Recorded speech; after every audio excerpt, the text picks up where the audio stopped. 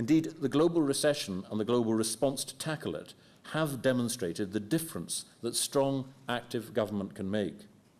No business, no matter how successful or well run, could on its own weather this global economic storm. Indeed, no country, no matter how wealthy or powerful, can insulate itself from this unprecedented downturn. We are going through the most severe global economic crisis since the Great Depression. In the first quarter of this year, economies all over the world saw the sharpest downturn in decades. Here, output fell by 5% in the year to March, which is the largest fall in some 60 years. In Germany and Japan, the equivalent contractions were 7% and 8%. But whilst the governments of the 1930s failed to act together with terrible consequences, the G20 governments of today have acted decisively nationally and internationally. We moved quickly to stop banks failing. We stepped in not for the sake of the banks, but because the alternative would have cost millions more jobs throughout our economy.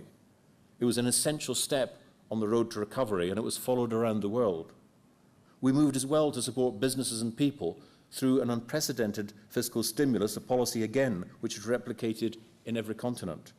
Cutting VAT, putting an additional £1 billion each month into the pockets of shoppers and retailers, supporting the car industry through the scrappage scheme.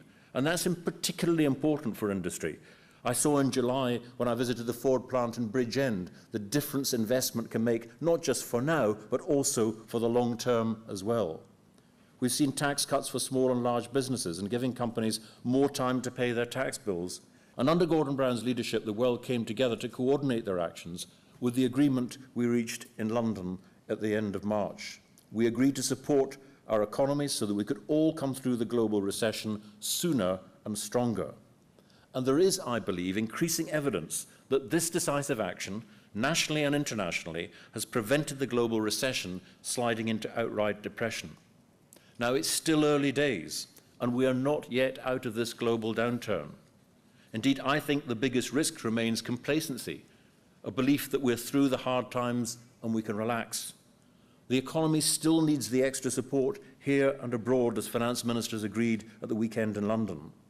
So that if we continue with the policies we've put in place, I believe the UK economy will begin to grow again by the turn of this year.